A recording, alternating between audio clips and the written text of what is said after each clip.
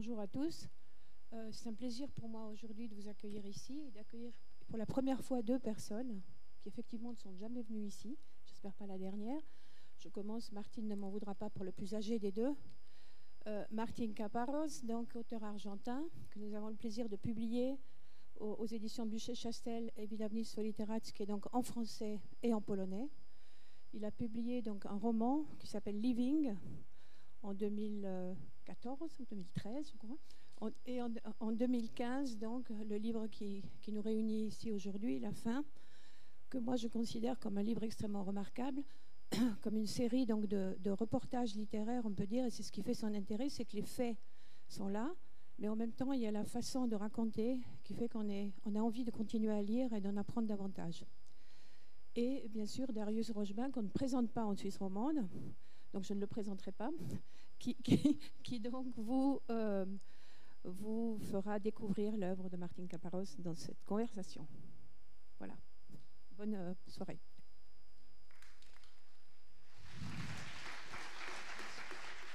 Merci beaucoup Vera de l'accueil. Merci à vous toutes et tous d'être présents aujourd'hui. La rencontre avec la fin, je poserai tout à l'heure la question à Martín Caparrós.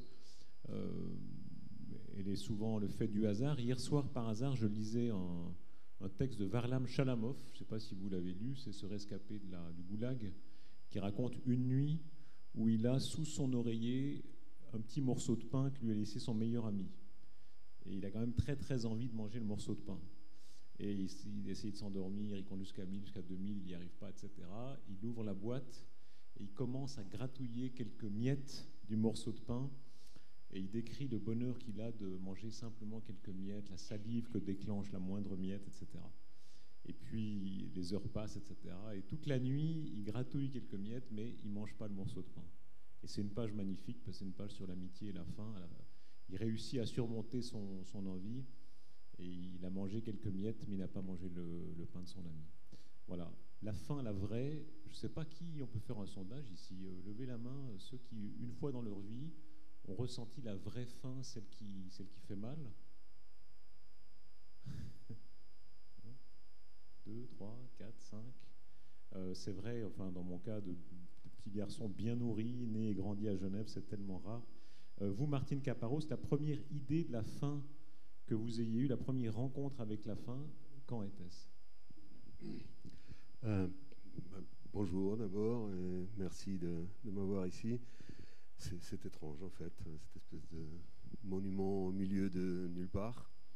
Et je suppose que ça doit être très suisse. Mais ça, je ne sais pas, parce que je n'ai que de préjugés là-dessus.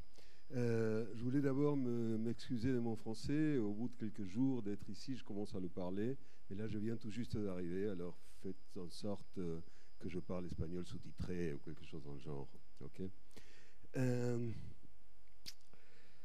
Ma première rencontre avec la faim, justement, en me mettant à travailler sur le sujet de la faim, ce que j'ai commencé à faire de façon plus explicite vers 2009-2010,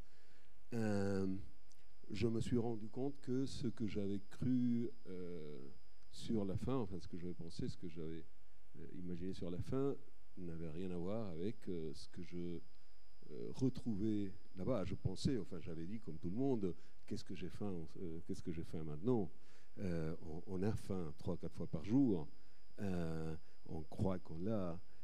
Il y a des situations même où l'on ne peut pas manger pendant une journée et on se dit qu'est-ce que j'ai faim. Ça n'a rien à voir avec cette faim continuelle, cette faim soutenue qui consiste non pas seulement à ne pas manger, mais aussi et surtout à ne pas savoir si on pourra manger. J'avais même prévu pour le livre de passer quelques jours sans manger. J'avais pensé que ça valait la peine de faire l'expérience de la faim et de passer peut-être une 8aine de jours à ne pas manger, à boire de l'eau juste ou quelque chose dans le genre, pour voir comment c'était, pour avoir cette expérience. Et à un moment donné, au Niger, j'étais dans un petit village, à Madawa, dans le sud du Niger, en train de travailler sur le livre, et j'ai pris une maladie qui, enfin, finalement, on n'a pas su ce que c'était. Il y avait des discussions, mais on ne savait pas. Et je n'ai pas pu manger pendant 4-5 jours. Et donc j'ai fait sans le vouloir à ce moment-là cette expérience. Et en la faisant, je me suis rendu compte que ça ne valait pas la peine, enfin, que ce n'était pas logique de faire ce que je voulais faire. Parce que à mon expérience de la faim, il manquait justement cet élément décisif qui est le fait que je savais, même en ne pouvant pas manger ces jours-là, que dès que je serais rétabli, j'allais pouvoir manger à ma faim. Et je me suis dit que faire en sorte, enfin simuler que je touchais à l'expérience de la faim sans cet élément décisif, ça allait être une frivolité, et j'ai décidé de ne pas le faire. C'est frappant ce que vous dites sur la frivolité de l'exercice, parce que même à l'image, on voit très bien ce qu'est la vraie faim. Je ne sais pas si vous vous souvenez, il y a quelque temps, il y avait ces images de Syrie, avec ces gens qui étaient dans certaines régions de Syrie en état de famine, et le visage des gens en famine se reconnaît tout de suite, n'est-ce pas? Oui, ceci dit, il faut dire que, bien heureusement, la forme que la faim prend pour la plupart de nos jours, ce n'est plus celle de la famine. C'est-à-dire, la famine, c'est la première chose à laquelle on pense quand on pense faim. Pour les gens âgés, comme disait Vera, de ma génération, enfin les plus âgés parmi nous, l'image qui vient tout de suite à l'esprit, c'est celle du Biafra, l'image des petits-enfants avec les ventres ronds et tout le reste très maigre. Bon, je disais, grâce à toute une série de mécanismes de secours qui se sont mis en place depuis, il s'est passé déjà une 50aine d'années, cette forme, la famine, n'est plus très, enfin, n'est plus proportionnellement la plus importante. Elle ne compte peut-être que pour 10% des effets de la faim sur la population mondiale. Il y a entre 800 et 900 millions de personnes qui subissent la faim dans le monde en ce moment, et heureusement, une petite partie, moins de 10%, la subissent sous la forme de famine. Alors, il faut, et c'est un peu aussi là-dessus que le livre porte, je crois qu'il importe de comprendre quelles sont ces différentes formes, qui ne sont plus très voyantes, qui ne sont plus très spectaculaires, qui donc ne trouvent pas leur place dans les médias, qui ne trouvent pas leur place même dans notre imagination, parce qu'on ne sait pas comment les voir. On meurt de faim. Hein, je vous ai articulé un chiffre, 25 000, c'est ça? 25 000 personnes par an dans le monde. Hein. Ban Ki-moon, le presque ex-secrétaire général des Nations Unies, dit, il avance ce chiffre-là, que tous les jours meurent dans le monde 25 000 personnes pour des causes liées à la faim. Il faut souligner cette nuance. Ça ne veut pas dire que ce soit des gens qui meurent d'inanition, de ne pas avoir à manger pendant 10 jours de suite ou 20 jours de suite. Quand on dit des gens qui meurent pour des causes liées à la faim, ça veut dire en général, dans la plupart des cas, que c'est des gens qui sont assez mal nourris, régulièrement mal nourris, pour que n'importe quelle maladie que vous et moi ne nous fait rien, les tue. Je veux dire, des infections, du palu, beaucoup de maladies qui sont très facilement guérissables sur des organismes bien nourris, pour des gens qui mangent peut-être la moitié des calories qu'il faut tous les jours, qui ne mangent pas comment est-ce qu'on appelle ça, les nutriments? Non. Nutriments? Non, les petites micronutriments, je ne sais pas comment on dit ça en français. Ça doit être ça. Pour des gens comme ça mal nourris, c'est létal, et c'est ça qui produit l'énorme majorité des morts liées à la faim. Mais selon Ban Ki-moon, c'est ça, c'est 25 000 personnes par jour, c'est énorme. Dans votre voyage littéraire et voyage réel, qu'est-ce que vous avez appris en rencontrant la faim? Déjà, j'ai commencé par me dire que je voulais écouter des gens qui ont faim.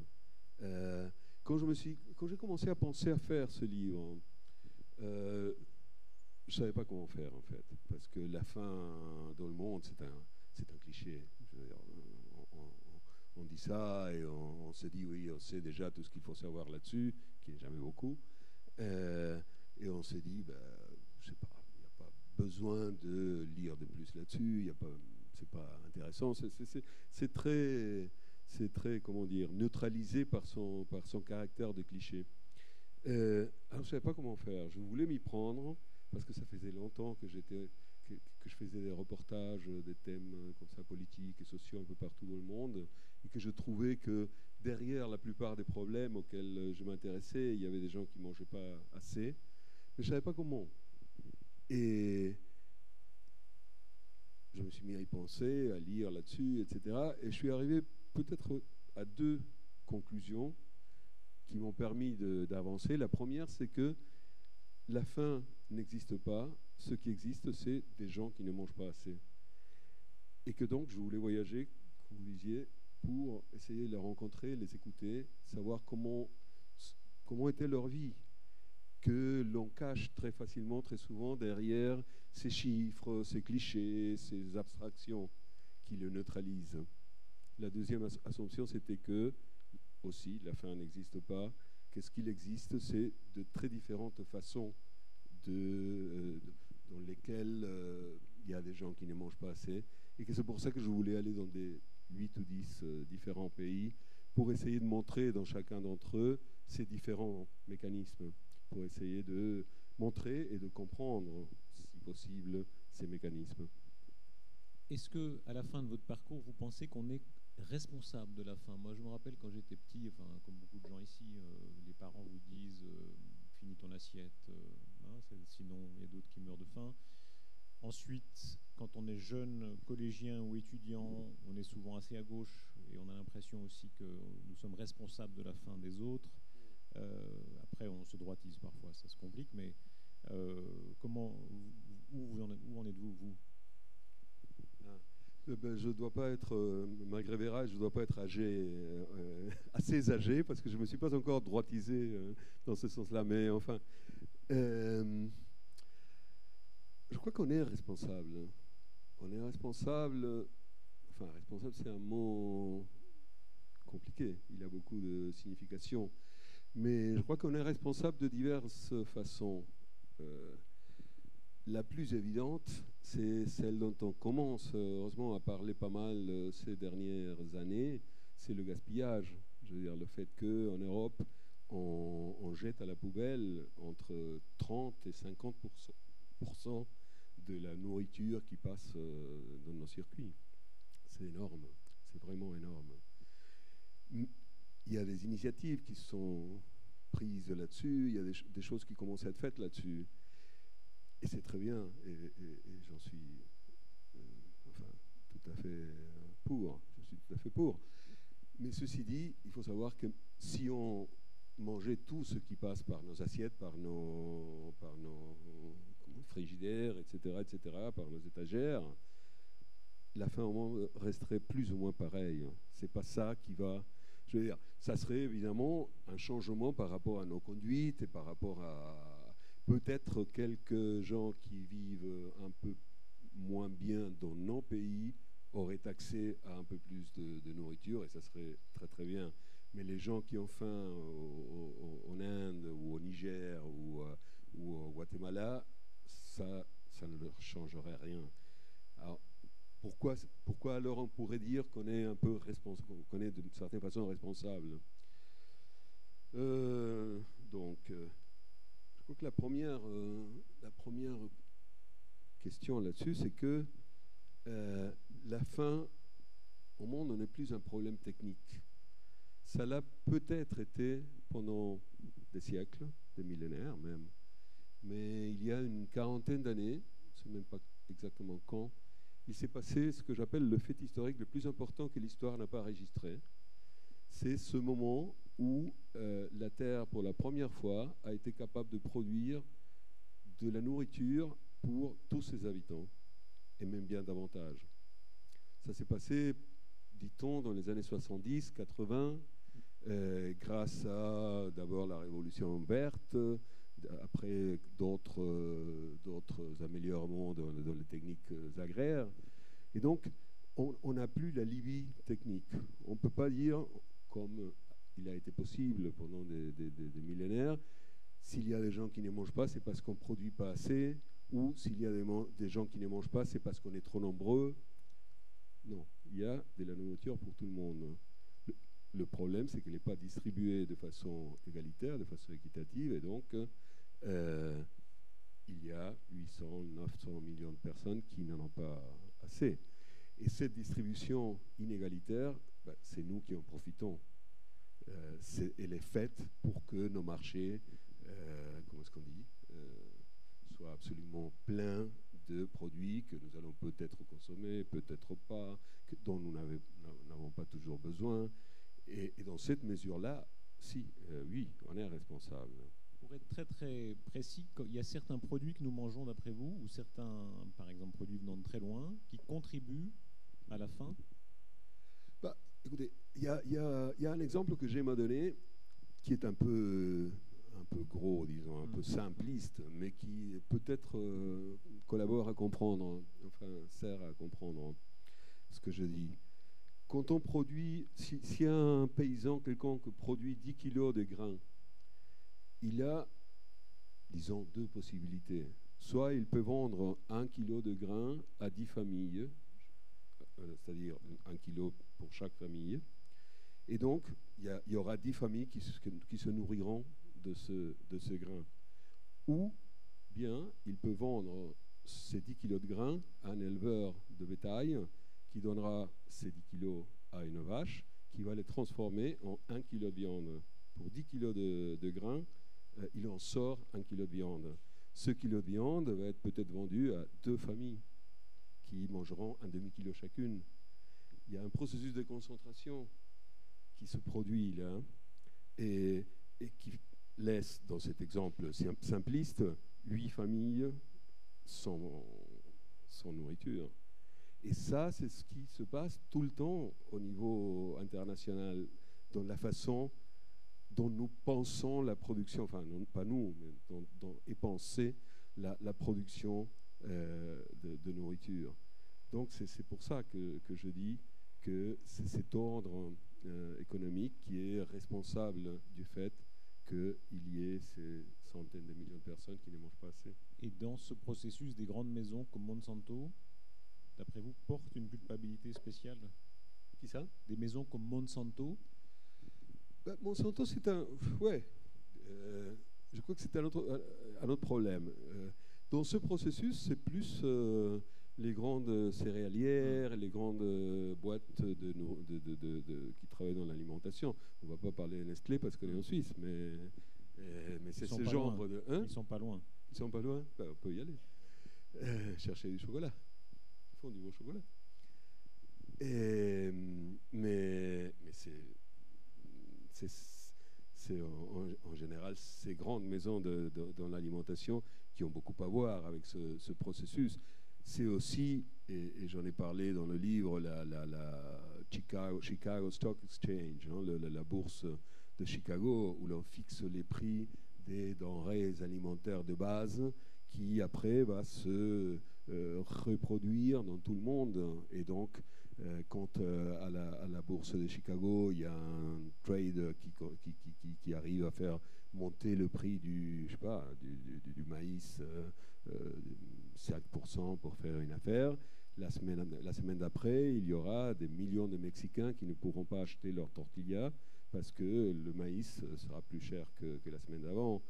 Et la responsabilité de Monsanto est plus compliquée, enfin, dans la mesure où il y a tout. C'est comme c'est devenu une espèce de quoi, d'icône de la méchanceté, machin. Et il y a toute une partie du mouvement contre la faim et tout ça, dont je parle aussi dans le livre, un peu l'équipée de Vandana Shiva, qui était une dame indienne avec qui que j'ai rencontré pour le livre, etc., qui sont tout à fait contre le fait que des boîtes comme Monsanto ont enregistré le patent des semences et qui disent que contre ça, ils proposent en général le retour à des méthodes traditionnelles, de méthodes agraires traditionnelles. Et moi, je ne suis pas d'accord là-dessus. Moi, ce que je dis, c'est que le problème n'est pas technique, une fois de plus, il est politique. Je veux dire, moi, je suis tout à fait contre le fait que ces amélioремents techniques, ces progrès techniques, soient utilisés par une boîte, par une corporation, par qui que ce soit, pour faire de l'argent. Mais je ne suis pas contre le progrès technique en soi. Je crois que si, justement, on est arrivé à cette situation où la faim n'est plus un problème technique, parce que la Terre est capable de produire de la nourriture pour tout le monde, c'est grâce à ces avances techniques. Et que donc, la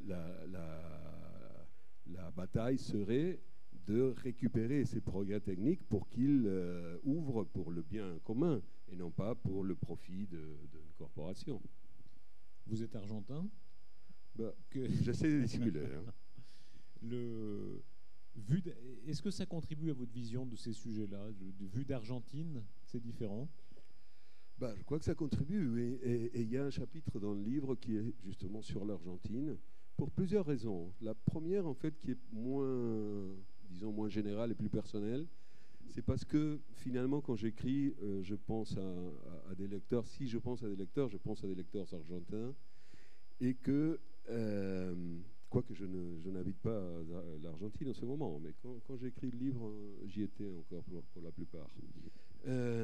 Et qu'il y a une fonction d'un livre comme celui-ci que je déteste, enfin une fonction possible d'un livre comme celui-ci que je déteste, que je crains, qui est un peu la fonction de confort.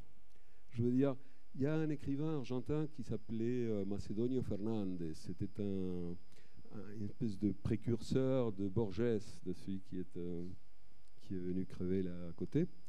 Et de ce côté-là, c'est OK. Il y a un truc très bizarre là. La première fois que je suis venu à Genève après la mort de Borges, je suis allé voir l'endroit où il habitait, parce que je suis un lecteur acharné de Borges. Et j'ai vu qu'il y avait une plaque dans une maison qui disait « Dans la maison d'à côté est mort Borges ». Et quelqu'un m'a expliqué que c'était parce que les gens de la maison où il était mort ne voulaient pas de plaque. Si c'est vrai, c'est incroyable. C'est très suisse, c'est très beau. Je ne voulais pas le dire, je vous le laisse. Enfin, ce Macedonio Fernandez, il disait, c'est un grand écrivain un peu oublié, il disait que la mairie de la ville de Buenos Aires devait payer un type très, très, très, très moche qui se promène dans la rue principale de Buenos Aires pour que les autres, en le voyant, se disent « Ah ben, je ne suis pas aussi mal que ça, finalement. Hein. » C'était le faiseur de beau, ou quelque chose comme ça, il l'appelait. Et moi, je crains, comme tout, que des livres comme celui-ci puissent remplir cette fonction. Vous faire penser en le lisant, « Ah ben finalement, nous, on n'est pas si mal que ça. » Non ? Parce que j'essaye de produire d'autres effets, et jamais celui-là. Donc c'est pour ça, en première partie, en première analyse, que j'ai inclus un chapitre sur l'Argentine, pour que les Argentins qui le lisaient ne puissent pas penser, en se comparant avec les Indiens et les Soudanais, on n'est pas si mal que ça. Mais c'est aussi parce que l'Argentine est un bon exemple de ce dont on parlait tout à l'heure. Je veux dire, l'Argentine est un pays qui ne fait que produire des matières premières alimentaires. C'est ce qu'on fait. On est devenu des producteurs de grains pour les cochons chinois. Ce n'est pas une grande destinée. Vous me direz que vraiment, si c'était au moins pour des Chinois, ça ne serait pas si bien, mais pour des cochons chinois. Enfin, on fait ça. On produit des denrées alimentaires qui sont censées pouvoir nourrir 300 millions de personnes. C'est ce qu'on dit. L'Argentine, qui est un pays où il y a 40 millions d'habitants, a, selon les dernières enquêtes, 2 millions de personnes qui sont mal nourries. Donc c'est un exemple clair de comment le problème n'est plus de production, mais de distribution. Alors parmi les Argentins exportés, il y a vous, et puis il y a le pape François. Alors en lien avec le sujet qu'on évoque, on se dit il a tout pour vous plaire, parce qu'il n'aime pas les riches, il aime les pauvres. Voilà. Et tout à l'heure, quand je vous demandais le pape François, vous avez tout de suite fait la grimace. Pourquoi? D'abord parce qu'en général, je fais la grimace. Ça, c'est quasiment génétique. Non, vous dire, je voulais de toute façon ajouter à cette liste les autres qui nous font vraiment, comment dire, qui nous convertissent en très bons candidats pour entrer dans l'âge moyen, au Moyen Âge, dans le Moyen Âge. On a un pape, on a une reine, la reine d'Hollande, et on a un grand bouffon, Messi. On a tout ce qu'il faut pour être le Moyen Âge dans toute sa splendeur. Ceci dit, le pape. Je vous ai dit qu'il était trop péroniste pour mon goût. Et ce n'est pas seulement parce qu'il est péroniste, et il dit qu'il est péroniste. Le péronisme est un soi-disant mouvement politique qui a un peu régi les destinées de l'Argentine depuis 1945. C'est-à-dire il a présidé tout le grand déclin argentin. Péroniste, vous voulez dire quoi? Populiste, c'est ça? C'est une forme de populisme, Péron? Qu'est-ce que c'est pour les nuls? Ça vous plairait que ce soit aussi facile que ça? Je sais pas, pour les nuls, justement. Non, mais c'est justement ce qui est beau, c'est que c'est nullement définissable. Je veux dire, le péronisme, dans ces 70 années qu'il a été là-bas, il a été populiste à un moment donné, il a été néolibéral à un autre moment, il a été social-démocrate à un autre, il a été nationaliste de droite à un autre, il a été quasi-nazi à un moment donné aussi, au début. Il a été tout ce que vous voulez. Paternaliste, hein? Très paternaliste. Clientéliste, oui. Il s'est beaucoup basé sur un système d'assistance aux pauvres, d'assistance clientélaire, je ne sais pas comment on dit ça. Ce pour lequel il a besoin de pauvres. Parce que le fait qu'il y ait des pauvres auxquels porter son assistance et en tirer son soutien nécessite tout d'abord qu'il y ait des pauvres qui marchent dans ce mécanisme. Mais ceci dit, il a été dans sa définition, dans sa façon de gouverner, etc., il a suivi toutes les modes, disons, politico-économiques des dernières décennies. Et pour ce faire, il est passé maître dans l'art de se réinventer. C'est un système, j'appelais je ne sais pas comment on dit ça en français, l'oiseau Félix, l'ave Félix, Phénix. Le phénix. Le phénix, c'est juste le phénix. Quand il y a un gouvernement péroniste, il y a toujours une espèce de groupe péroniste qui est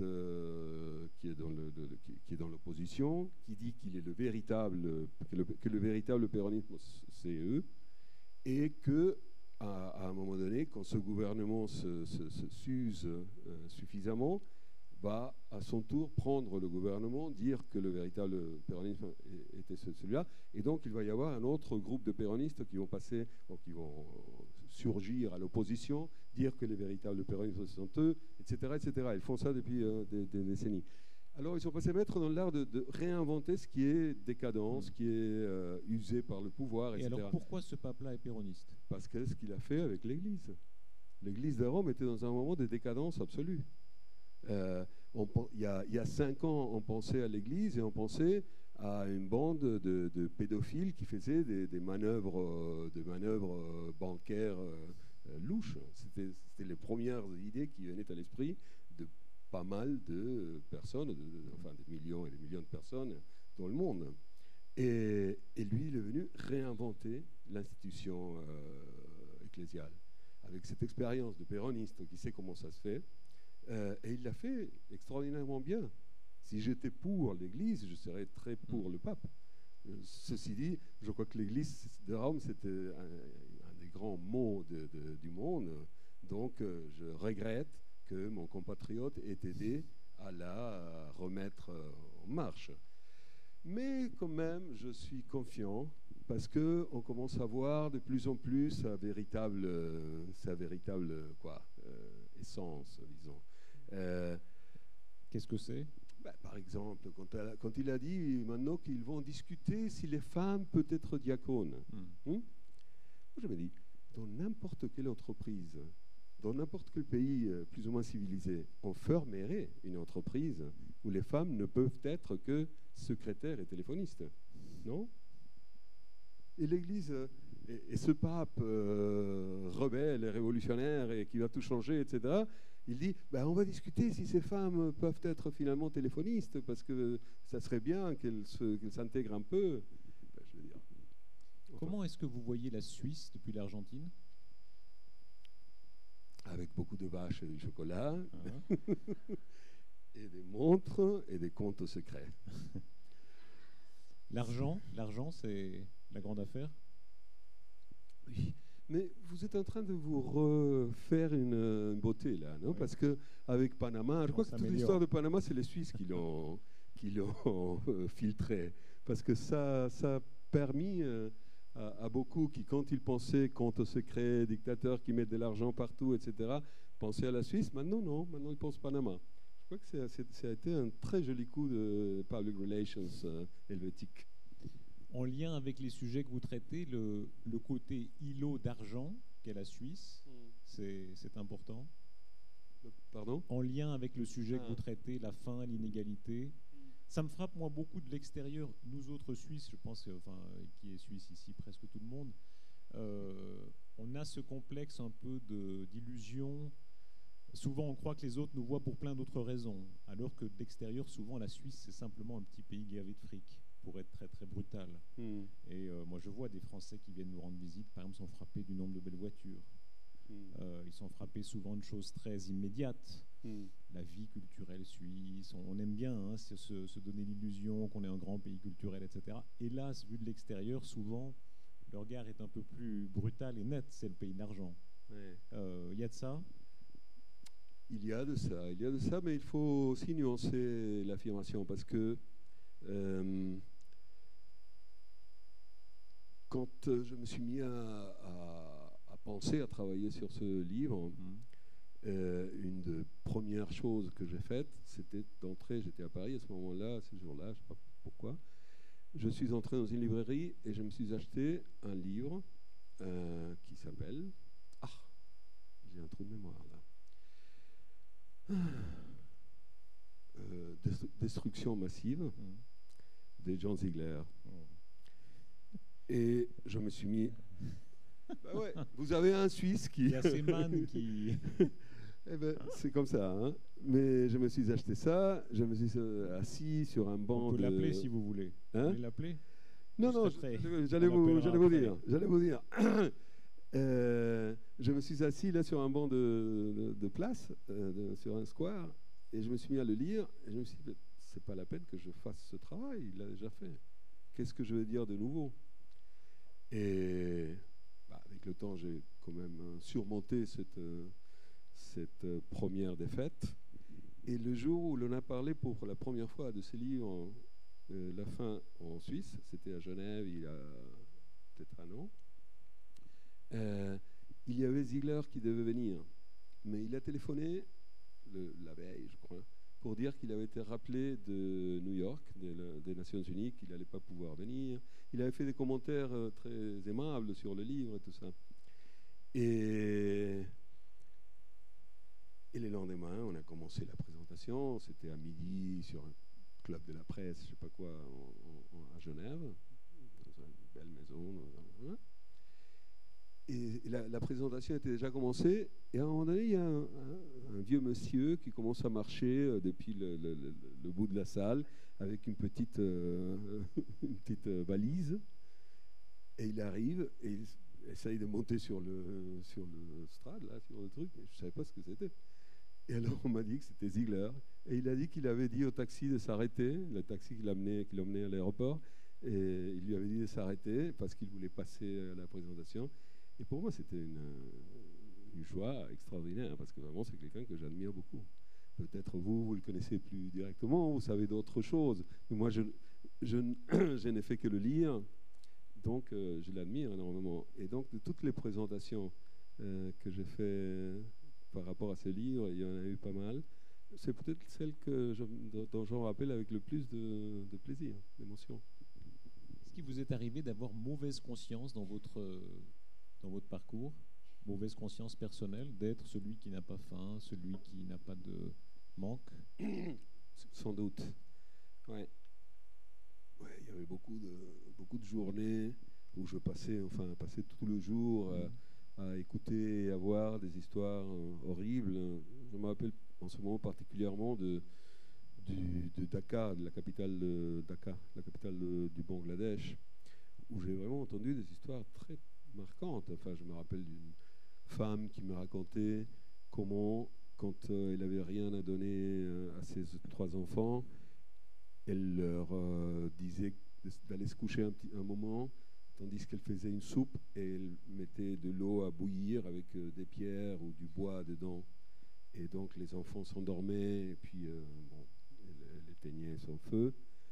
Et je me rappelle que j'avais été très impressionné et que même j'ai pas voulu lui demander comment elle faisait la 3e fois, la 4e fois. Elle pouvait les tremper 2 ou 3 fois, mais après, je voulais pas savoir. Je me suis dit non, je ne vais pas lui demander ça. Et j'étais très ému par ça. Et après écouter ça et d'autres histoires à l'avenant, le soir, j'allais dans un resto où je mangeais à ma faim, bien, la belle bouffe bengali, etc., etc.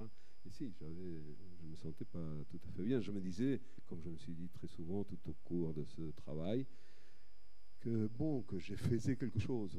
C'était mon alibi, c'était de me dire, j'essaye de faire quelque chose, j'essaye d'écrire là-dessus, de travailler là-dessus. Mais sans doute, il y avait beaucoup de fois où je me suis senti pas bien. Je vous propose d'ouvrir la discussion aux questions, remarques, etc. Et on poursuivra sous forme de dialogue avec qui voudra. Monsieur ?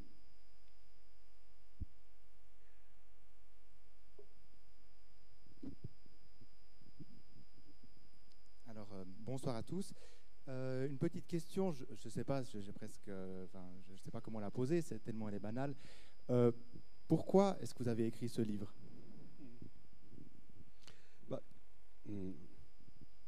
Comme je crois que je le disais tout à l'heure, que pendant une vingtaine, une trentaine d'années, j'ai fait des reportages un peu partout sur des sujets sociaux, politiques, etc., etc., et que je voyais qu'il y avait toujours la faim qui planait, enfin qui était derrière, au second plan, comme quelque chose qui se passait, que j'arrivais pas à centrer, à raconter. Et je me disais, un jour, il va falloir que j'essaye de me concentrer là-dessus. C'est à cause de ça, c'est parce que je suis de plus en plus convaincu, enfin je l'étais et je le reste, que c'est le problème le plus grave qu'on peut résoudre. Je veux dire, il y a des problèmes peut-être très graves dans le monde qui demanderaient bien plus, de changements à être résolus. Celui-ci, il demande bien sûr des changements, mais c'est pas si difficile à résoudre finalement. Et donc, ça me paraissait juste pour moi d'essayer de faire quelque chose pour attirer l'attention sur là-dessus, non ? Est-ce qu'il y a un sentiment ancestral dans la faim qui manque à celui qui n'a jamais connu ça ? Moi, je me rappelle, ça m'avait frappé quand j'étais adolescent à la lecture de Diderot. Diderot dit qu'un jour, il est tombé il a une syncope parce qu'il avait faim. Et parce que Diderot était un personnage très en cours, qui voyait Catherine II, etc. Mais en même temps, il était resté un bohème pauvre. Et dans la vie de Diderot, il y a ça. Hein. Il connaît les princes, mais en même temps, il garde ce contact avec le peuple, etc. Pour beaucoup d'entre nous, on a perdu ça. Hein. Oui, et on a perdu même cette mémoire historique récente. Vous demandiez tout à l'heure si quelqu'un avait eu faim. Bon, il y a 2 ou 3 bras qui se sont levés. Mais dans nos pays, disons nos pays en Europe, la faim a été très présente jusqu'aux années 50, 60 même, dans quelques endroits. Je veux dire, c'est pas si loin que ça. Il y a tout au plus 2 générations, 3. Mais en pensant même à mon histoire personnelle pour ce livre, je me suis rendu compte que mes grands-parents des deux côtés, mes grands-parents paternels sont d'origine espagnole, mes grands-parents maternels sont d'origine polonaise, russe, juif, tous mes grands-parents ont eu faim, à des différentes situations. Mais les Espagnols pendant la guerre civile, les Polonais pendant la guerre et le ghetto, etc., etc. Il y a une expérience très récente de la faim qu'on a vite fait d'oublier parce qu'on préfère oublier. C'est ça, une des caractéristiques principales de la faim, si ce n'est la principale pour nous autres, c'est que c'est toujours un problème d'autrui. C'est jamais notre problème. Je veux dire, on disait tout à l'heure, disons, selon la proportion de gens qui ont faim au monde, c'est une personne sur 8 a faim au monde. Si on est ici, je sais pas, 80 personnes, il n'y aura pas 10 personnes qui auront faim. On va pas remplir, on ne remplit pas cette proportion dans nos milieux. Les gens qui ont faim, c'est jamais nos parents, nos amis, nos collègues. C'est fortement un problème d'autrui, quelque chose qui n'arrive qu'aux autres. Et on complète cette sensation en effaçant aussi cette mémoire historique du fait que chez nous, ça a été très courant jusqu'à il n'y a pas longtemps. Monsieur ? Voilà, 30 ans que je travaille à la Révolution verte en Afrique au travers de plusieurs millions de très petits fermiers auxquels on a apporté un savoir-faire qui leur a permis d'accroître productivité et production. Les résultats sont spectaculaires très rapidement. Donc ce que vous disiez à propos des progrès technologiques se vérifie. Et pourtant, la faim demeure. Alors il faut se rendre compte se souvenir que dans l'espace de ces 30 ans, nous étions moins de 5 milliards il y a 30 ans, et on est plus de 7 milliards aujourd'hui. Donc on a réussi, dans cette laps de temps, à accroître la productivité et la production de telle manière qu'on nourrit un nombre substantiellement plus grand qu'autrefois. Et la faim demeure. Pourquoi ? À mon avis, il y a un problème qui est essentiellement économique, dans le sens que les gens qui sont peu nourris ou qui sont mal nourris, ils se trouvent soit dans des zones agricoles qui sont très peu productives, ou ils n'ont pas d'emploi. Ils n'ont pas d'emploi. En ce sens qu'on peut avoir des milliers de gens qui meurent de faim ou qui sont mal nourris à côté de monceaux de nourriture parce qu'ils n'ont pas dans la poche de quoi acheter la nourriture. Et il y a une corrélation entre l'emploi que crée l'entrepreneur, or nous ne poussons pas suffisamment la création d'entreprises, et la capacité d'acheter de la nourriture. Et là, je pense que c'est probablement le plus grand défi, la création d'un vrai marché, et d'un vrai marché auquel tout le monde ait accès parce qu'il a l'emploi qui le rémunère.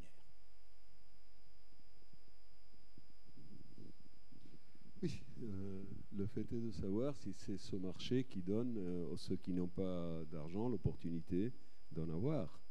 Et quelle régulation il faut pour que ce marché, justement, marche dans ce sens-là. Je pense là-dessus à l'exemple du Niger.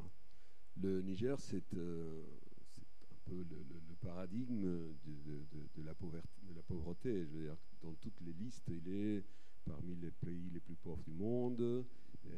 C'est ce qu'on appelle en général la faim structurelle. J'en avais entendu parler et je me suis dit, je vais y aller, je veux savoir comment ça marche, cette faim structurelle. Quand on dit structurelle, en général, ce qu'on veut dire, c'est inévitable, fatal. Non ?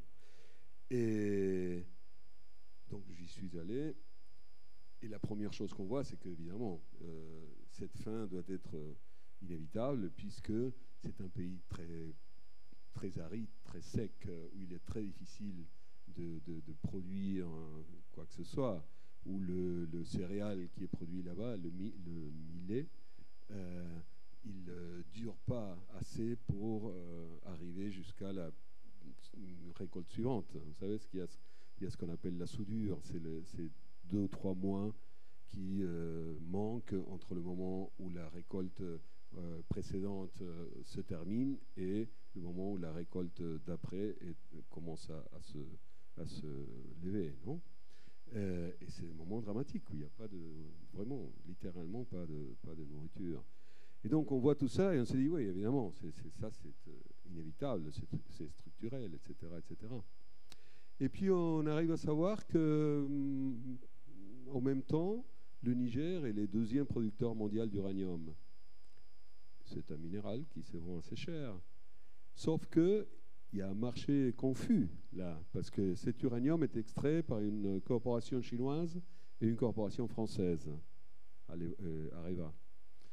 Et que presque rien de cet uranium ne reste dans le Niger.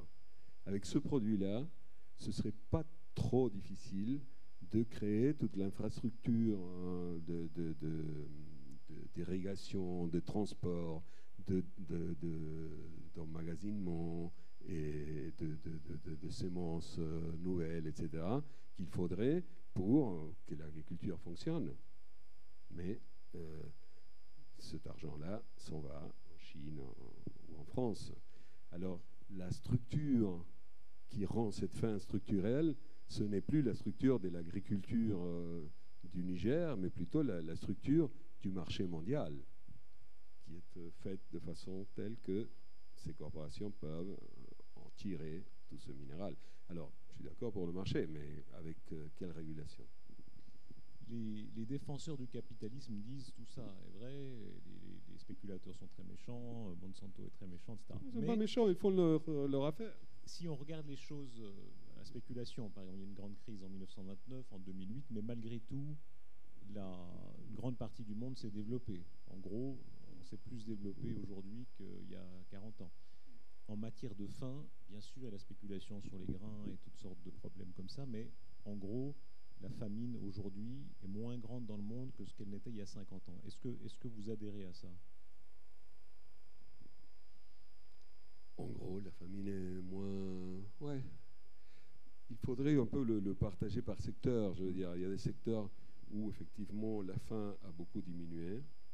Ce n'est pas les secteurs qu'on voudrait, pas toujours les secteurs qu'on voudrait, parce que s'il y a une région du monde où la faim a énormément diminué ces 3 ou 4 dernières décennies, c'est la Chine. C'est la Chine qui a un peu sauvé tous les chiffres des organismes internationaux, et c'est justement la Chine, le pays qui n'a jamais suivi les conseils des organismes internationaux, et qui a beaucoup diminué sa pauvreté et sa faim. Mais qui a eu un développement capitaliste. Avec un développement plus ou moins capitaliste, ouais, capitaliste, au parti unique, enfin c'est les pires de chaque livre. Hein. Mais par contre en Afrique, la quantité d'affamés a augmenté ces dernières décennies. Mais oui, en gros, la situation est meilleure maintenant qu'il y a une cinquantaine d'années, bien meilleure. Aussi meilleur qu'on peut dire maintenant que ce n'est plus un problème technique, justement. Mais ceci dit, je ne sais pas si c'est comment dire, si c'est une réussite du capitalisme, si ça aurait été pire sous un autre régime, enfin je ne sais pas. Et en même temps, on a comment dire, un sens de tolérance et de patience par rapport à ces problèmes. Le système capitaliste global a un sens de tolérance et de patience par rapport à ce problème qu'il n'aurait pas par rapport à d'autres. J'ai lu récemment, après avoir terminé le livre, un article d'un professeur à Yale qui s'appelle Thomas Pogge, je crois qu'il est d'origine norvégienne, je ne sais pas très bien, qui disait, imaginez qu'en 1941, au moment où Hitler commençait à tuer des millions de personnes en Europe, on aurait dit, on va essayer de diminuer de 20% les tueries allemandes dans les 10 prochaines années.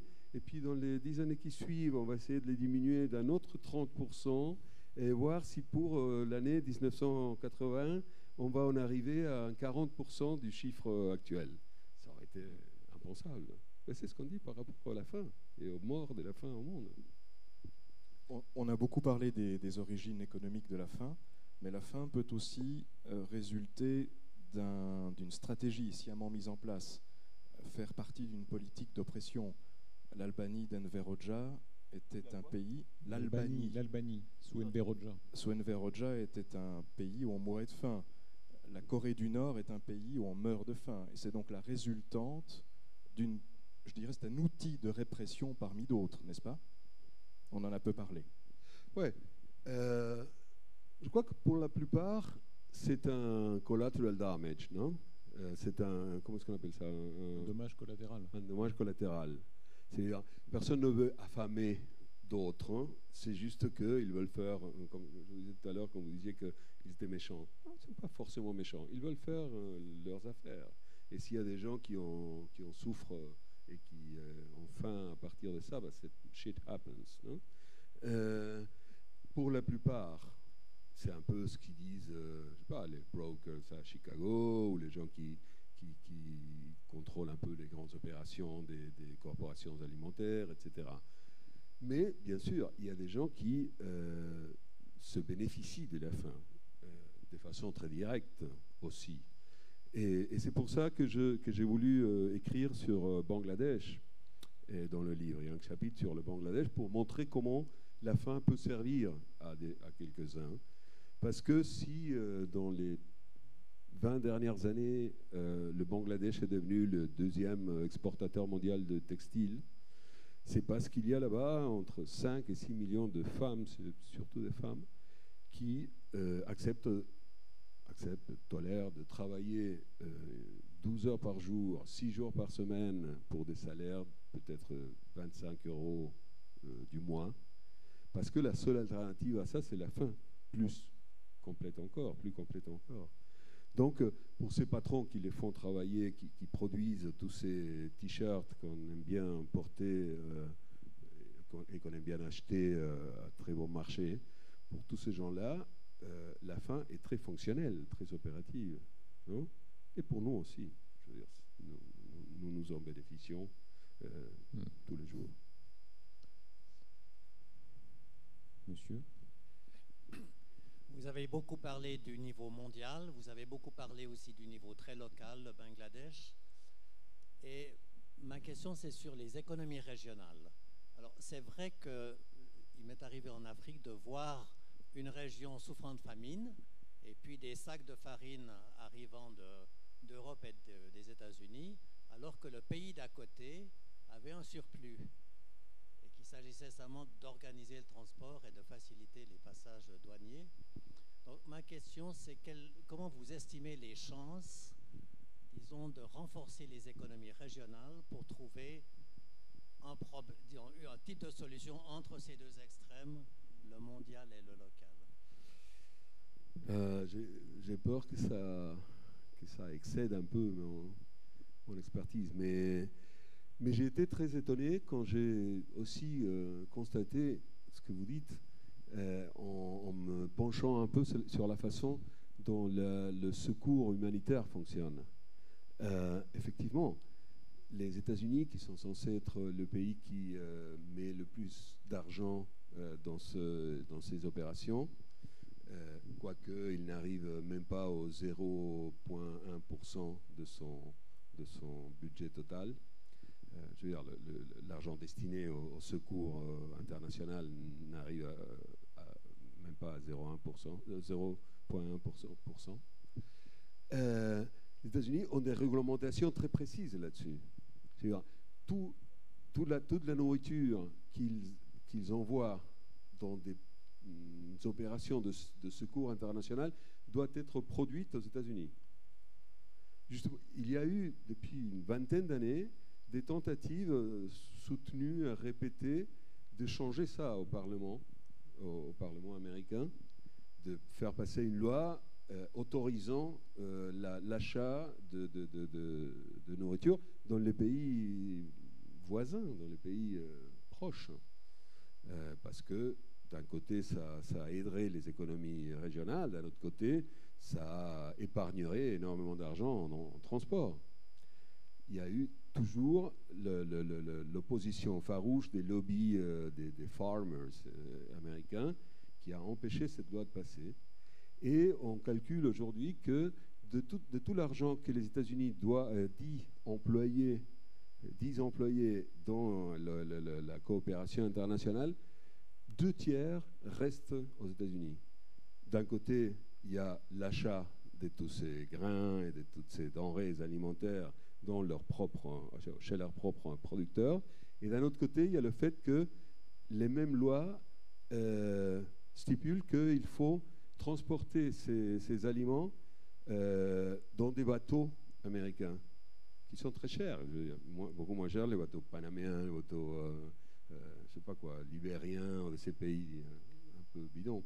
Et la flotte de marine marchande américaine fonctionne surtout parce qu'il y a l'obligation de l'utiliser pour ce genre de choses.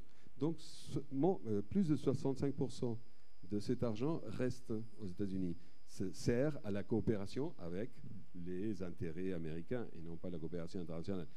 Pour ce que vous demandiez, je ne sais pas exactement. Vraiment, je ne suis pas économiste, je ne sais pas comment répondre plus précisément. Il n'y a que des messieurs qui posent des questions, il n'y a pas de dames.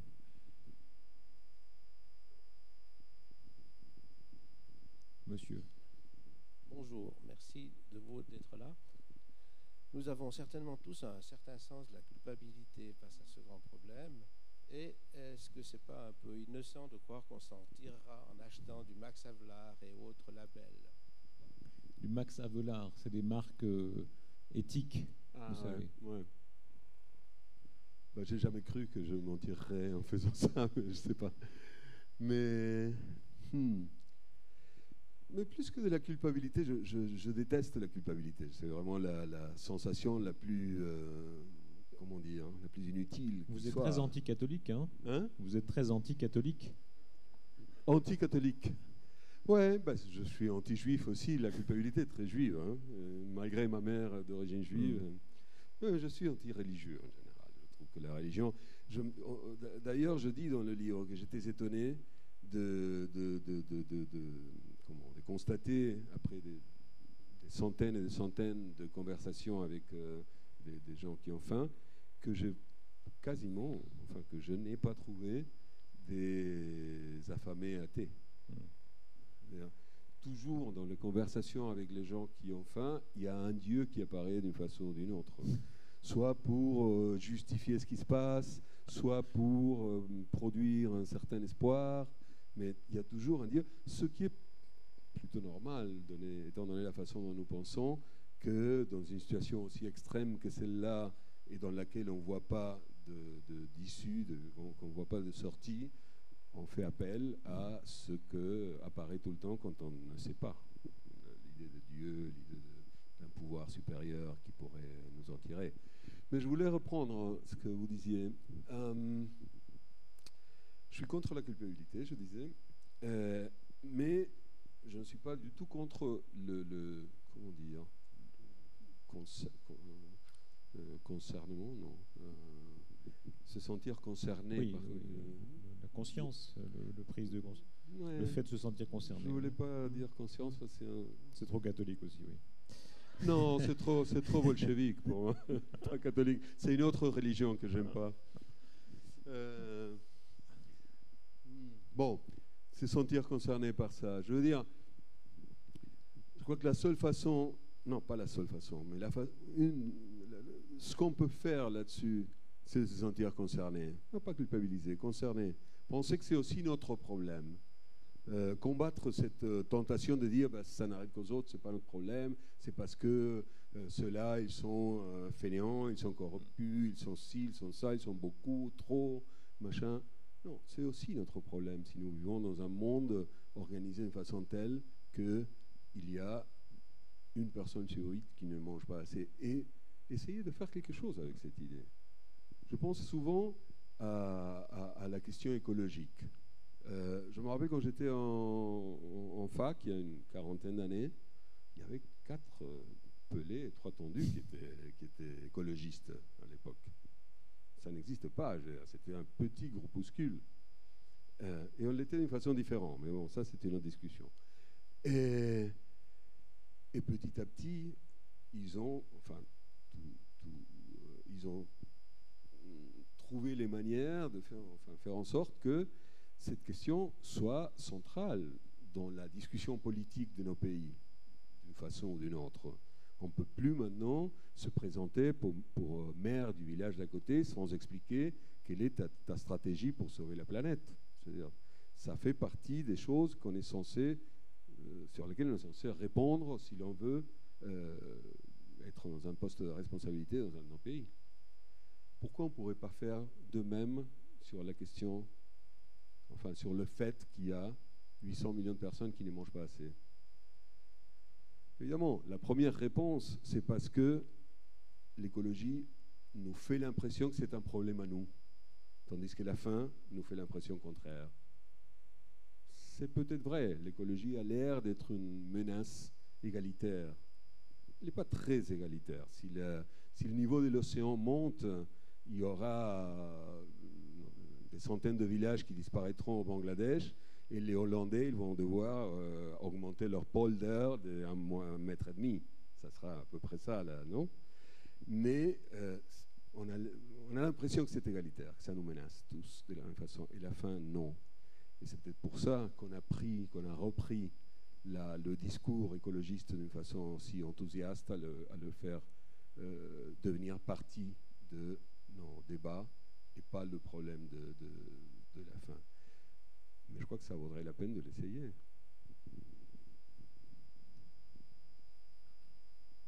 Madame. Oui, bonjour et merci de votre exposé, enfin votre présentation. Et j'ai une question un peu concrète, parce que vous nous avez dit à plusieurs reprises que vous êtes allé demander à des gens qui ont faim au Nigeria, au Bangladesh. Niger. Je voulais savoir comment est-ce que vous avez identifié ces gens pour vos interviews, comment vous vous êtes adressé à eux, parce que je ne pense pas que vous parlez leur langue non plus, et comment, au fond, comment vous êtes allé à ces sources de votre information. Et bien sûr. C'était une partie importante de l'organisation du travail. Évidemment, on ne va pas dans un village en Afrique ou n'importe où et se met au milieu du village à crier qui a faim, qui a faim. Je veux dire, c'est évidemment pas comme ça que ça se passe. Et le sachant, j'ai demandé surtout l'aide de Médecins sans frontières. J'ai beaucoup travaillé avec eux. Ils ont beaucoup de programmes où ils travaillent sur des questions de dénutrition, etc. Et alors j'ai un peu travaillé avec eux pour voir, étant donné que je voulais traiter différentes formes, différents mécanismes, comme je disais tout à l'heure, j'ai vu avec eux quels étaient les endroits où ils avaient des programmes où je pouvais traiter ces différents mécanismes.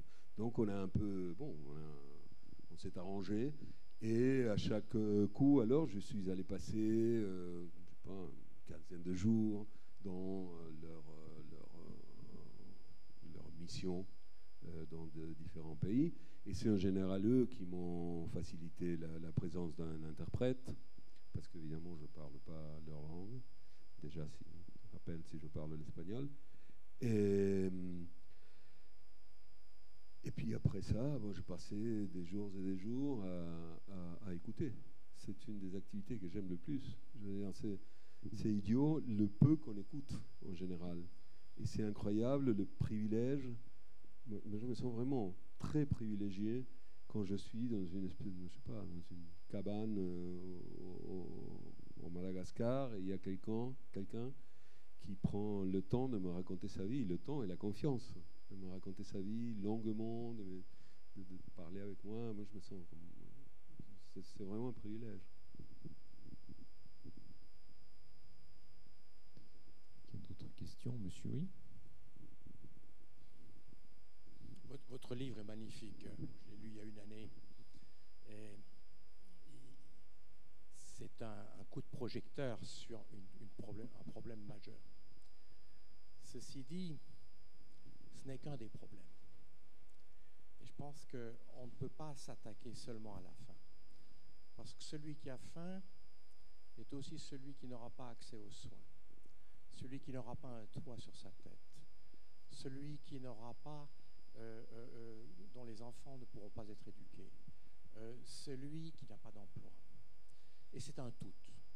Et la bataille que nous devons mener est une bataille pour que les gens, et j'y reviens, aient un emploi. C'est-à-dire qu'ils soient insérés dans un circuit économique qui va leur donner accès à ce qu'ils n'ont pas et qui est à la source de leur désespérance. Et si on reprend tout ce qui s'est passé au Moyen-Orient, ce qui se passe aujourd'hui en Syrie, c'est la désespérance des gens. Et je crois que la grande bataille, c'est au fond, et ce n'est pas la pauvreté en tant que telle qui doit nous frapper. Et ce n'est pas les vieilles recettes du 19e. Je suis très frappé de voir à quel point on revient à Marx, alors que Marx est complètement dépassé. Il faut regarder vers devant. Et devant, ça signifie comment est-ce qu'on arrive à insérer tous ces gens qui ne le sont pas et qui sont désespérés parce qu'ils ne le sont pas dans des circuits économiques. Et je pense que je crois que ce coup de projecteur que vous donnez sur la fin est essentiel, mais il faut se rappeler qu'il y a des quantités de coups de projecteur de même nature qui doivent être donnés sur toutes ces origines de la désespérance. Non, je suis tout à fait d'accord. Hein. Et je dis parfois dans le livre que d'une certaine façon, la faim est aussi une métaphore de tout cela dont vous parlez. Et qu'il y a beaucoup de gens qui me casseraient la tête pour dire que c'est une métaphore. Des gens qui vraiment crèvent la dalle. Et pour eux, ce n'est pas la métaphore. Mais que c'est aussi pour nous une métaphore de tout cela.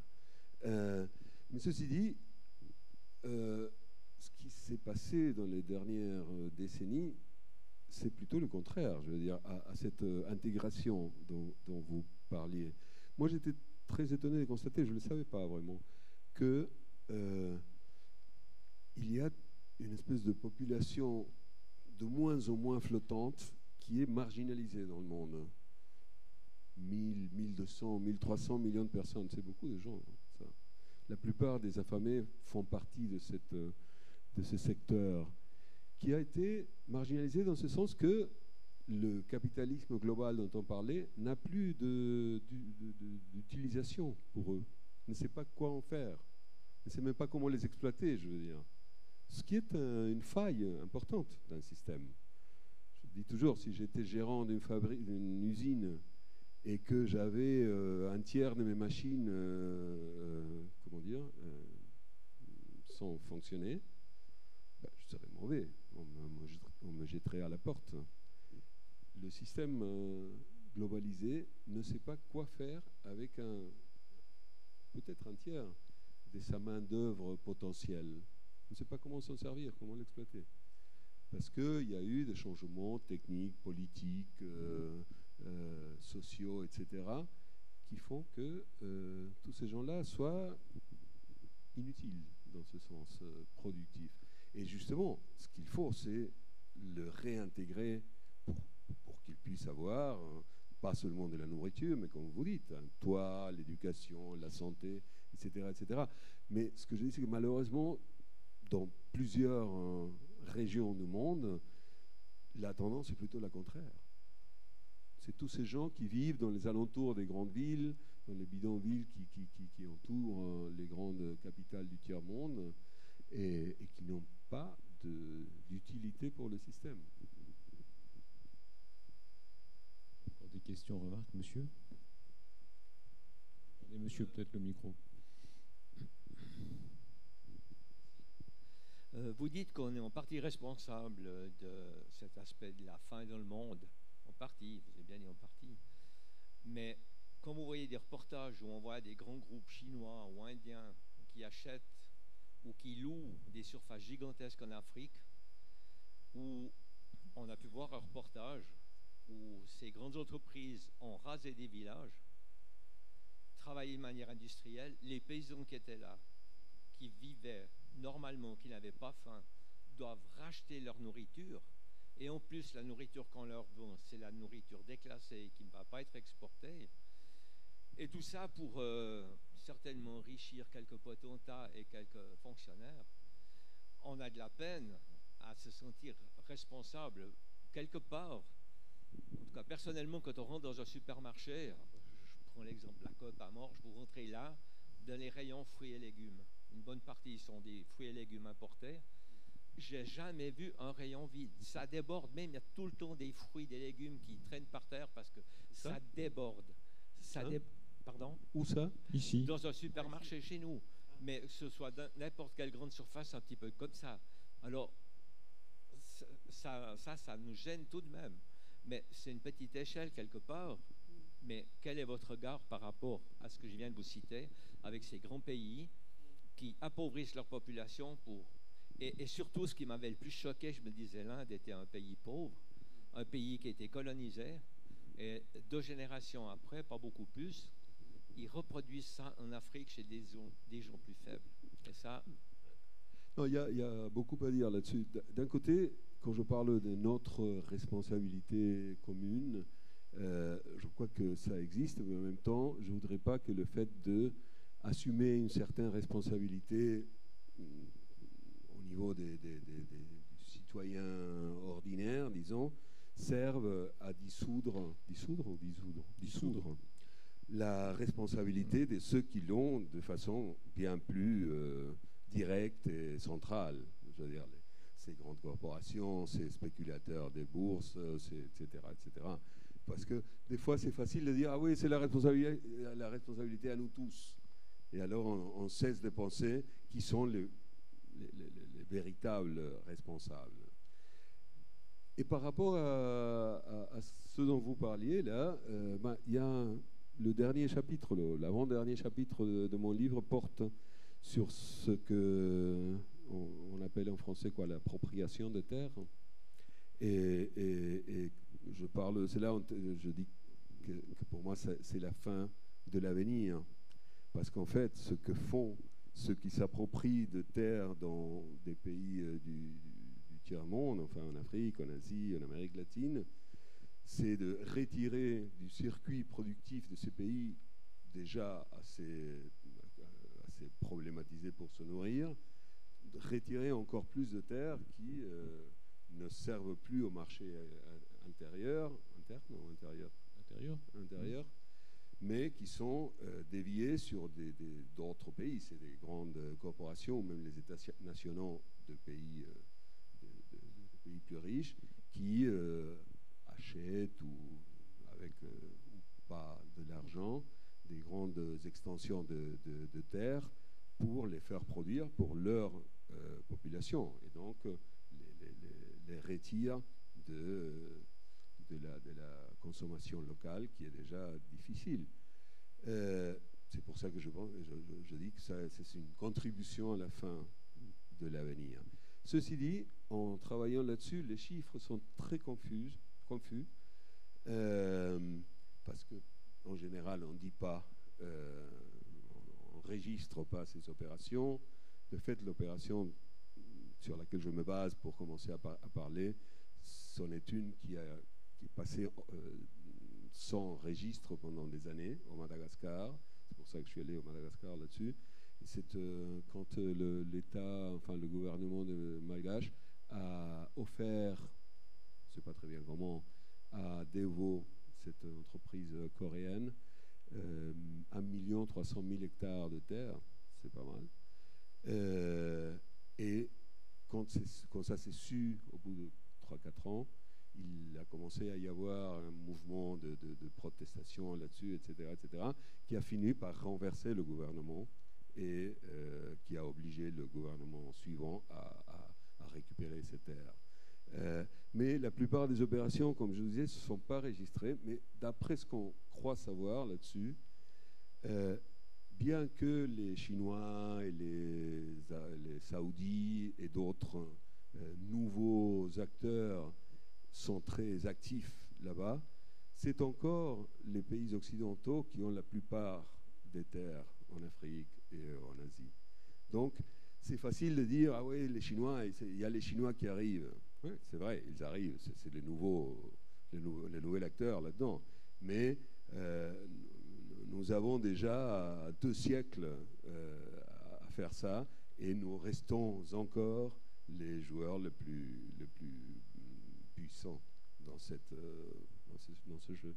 Si je me fais l'avocat du diable, est-ce qu'il n'y a pas quand même un peu d'autocritique, un peu décadente dans beaucoup d'exemples qu'on a donnés? On parlait de la Suisse, la prospérité suisse. Il y a 100 ans, on mangeait pas si bien que ça en Suisse. Hein. Et ce système, la Suisse est un des pays les plus libéraux au monde, qui applique l'économie libérale au plus grand degré, a donné un développement inouï.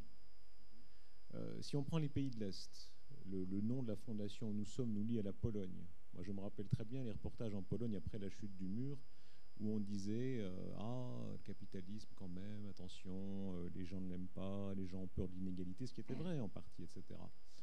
On vit beaucoup, beaucoup mieux en Pologne aujourd'hui qu'on ne vivait sous le régime communiste. Et même les pauvres, sans doute, en moyenne, vivent mieux, même les exclus en Pologne vivent mieux que ce qu'ils connaissaient avant.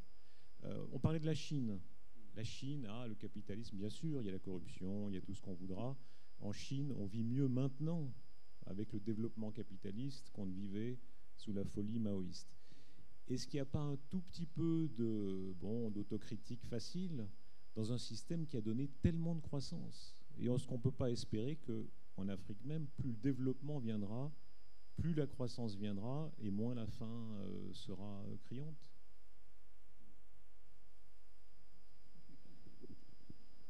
On peut toujours espérer, oui. C'est en général pas ce qui se passe. Ce n'est en général pas ce qui se passe. En Europe, ça s'est passé partout. En Chine, ouais. C'est le plus grand pays du monde. Laquelle? La Chine. Ouais. Et en Inde, par exemple, qui est un des BRIC, qui est un des pays qui s'est le plus développé dans les dernières décennies aussi, c'est toujours le pays où il y a le plus d'affamés au monde. C'est-à-dire, malgré ce développement des dernières 20 ou 30 années, il y reste 250 millions de personnes qui ne mangent pas assez. Et c'est aussi... je veux dire, je ne crois pas qu'on puisse faire une espèce de tableau général qui soit capable de rendre compte de tout le monde. Il y a la Chine où évidemment ça s'est passé, il y a l'Inde où ça ne s'est pas passé, où la population marginalisée reste aussi marginalisée qu'il y a 50 ans, où le développement se passe dans les grandes villes du littoral et n'arrive pas aux grandes extensions de terre intérieure. Je ne suis pas... comment dire? Je ne dis pas que tout ce qui s'est passé, tout ce que le capitalisme a fait ces dernières décennies soit à condamner ou à auto-critiquer. Ce que je dis, c'est qu'on pourrait faire énormément mieux et que ça vaut la peine de l'essayer. Merci. Il y a une question encore, monsieur, mais je ne veux pas vous frustrer, madame. Une dernière question. Monsieur Rochepin m'interpelle parce que, à la place de parler de capitalisme, est-ce qu'on ne peut pas parler d'apporter à ces pays plus de démocratie? Donc, ça va souvent ensemble. Hein. Oui, mais je crois que c'est très important de le dire parce qu'avec l'aide de développement, bien sûr, c'est pas assez, mais avec tout ce qu'on peut apporter, les Nations Unies ont aussi des programmes. Est-ce que ça ne devrait pas être attaché à une exigence beaucoup plus grande pour un système démocratique, et c'est là peut-être où on peut trouver une solution. Il faudrait pour ça croire que la démocratie en est une. Vu ce que ça a donné ces derniers jours, ces dernières semaines, entre le Brexit. Je viens de la Colombie. J'ai passé le week-end dernier en Colombie, où je ne sais pas si vous êtes au courant, il y a eu un plébiscite pour voir si le peuple acceptait démocratiquement de signer la paix, et ils ont dit que non, qu'ils voulaient la guerre. Alors, et il y a 2 mois, il y a les Anglais qui veulent s'en aller. D'accord, vous êtes dehors, alors vous les comprenez, je suppose. Mais je veux dire, les effets qu'il a produits dernièrement, ces exercices de démocratie directe, je suis plutôt pour la démocratie directe. Là, je suis un peu effaré quand je vois ce que ça produit. Mais ceci dit, et c'est un excursus, non, comment on dit, un excursus, non, une parenthèse, disons. Je crois qu'en général, ces aides internationales ou nationales ne viennent pas avec l'exigence de plus de démocratie, parce que beaucoup des pays qui fournissent l'aide prennent leurs avantages au manque de démocratie. Et je me remets une fois de plus à l'exemple de Niger. Ces corporations chinoises et cette corporation française se relèvent dans l'organisation de coups d'État pour mettre son général, à chaque fois son général au pouvoir, pour en arriver à avoir la concession de la prochaine mine d'uranium qui se trouve quelque part. Alors, c'est Occident, c'est les pays fournisseurs d'aide qui, bien souvent, sont derrière le manque de démocratie et sont bénéficiés par ce manque de démocratie. Alors c'est un peu hypocrite que de dire que nous devons exporter ce que, en général, ne nous sert pas aussi bien. Merci Martine Caparo. Sans mot de conclusion encore, ça me frappait, il y a une semaine j'étais à Berlin et je déjeunais avec une dame d'un certain âge qui avait grandi en Allemagne de l'Est. Et on parlait de ces histoires de faim et de nourriture, etc. Elle me décrivait ce qu'était la faim en Allemagne de l'Est dans les années 50, qui était, comme vous dites, pas la famine, mais enfin la faim quand même, c'est-à-dire le fait de ne manger presque du chou. Et à quel point nous sommes aujourd'hui éloignés de ça. Moi, j'ai une fille de 7 ans, bientôt 7 ans, je crois qu'elle ne sait même pas ce que c'est qu'un poisson, elle ne mange que les poissons, vous savez, panés, etc. Et on mange de tout au point vraiment, on est peut-être une petite parenthèse dans l'histoire, de gens qui mangent si bien, où la question de la faim ne se pose presque pas, mais non seulement ça, mais l'accès à tout. Et qu'est-ce que ça vous a appris sur vous-même ou sur les sentiments immédiats, les sentiments naturels, le fait de côtoyer cette question de la faim pendant si longtemps? Non, par rapport à ce que vous disiez, il y a une chose que j'ai comprise, à laquelle je n'avais pas pensé, c'est que justement la façon dont nous mangeons est très anormale du point de vue historique. On n'a jamais mangé de la façon dont on mange maintenant. Pendant toute notre histoire, on a mangé des farines, des farinacées, des hydrates de carbone, etc., avec parfois un petit bout de protéines animales. Parfois, une fois par semaine peut-être. C'était ça l'alimentation en Europe pendant des siècles et des siècles. Et dans d'autres pays, ça l'est encore. Depuis quelques décennies, on a inverti les termes, non ? Ou inversé les termes. Inversé les termes. On mange un bon bout de protéines animales avec un petit peu de farinasse, comment on dit, de farine, de légumes ou des choses autour. Mais la condition d'existence de cette forme, de cette façon de manger, est que nous soyons peu à la pratiquer. Justement, les grands déséquilibres du marché viennent de plus en plus du fait qu'il y a de plus en plus de Chinois qui veulent faire ça, qu'il y a quelques Indiens qui veulent faire ça, etc., etc. Alors j'ai l'impression que, vu d'un point de vue un peu plus reculé, vu sur un lapsus, sur un temps historique, cette façon de manger qu'on pratique maintenant va être une petite étape dans l'histoire. Et que peut-être dans une 50aine d'années, si on mange encore, si on existe encore, etc., on va retourner à la façon classique, aux légumes et aux farines avec un petit bout de... Parce que si de plus en plus de gens veulent le faire, ça va être la seule façon. Pour continuer à être et à manger tel que nous le sommes et le faisons, la seule solution, c'est l'exclusion. Sans cette exclusion, ça ne marche pas. Et ceci dit, à un moment donné, je me suis dit, alors, il faudrait par exemple que je arrête de manger de la viande. Parce que c'est une espèce d'expression de pouvoir très fort. Un peu parce que je disais tout à l'heure, avec 1 kilo de viande équivaut à 10 kilos de grains. Concentrer 1 kilo de viande... Surtout pour vous les Argentins. Mais c'est ça le problème, je suis argentin. Merci Martin Caparros, merci beaucoup. Merci infiniment.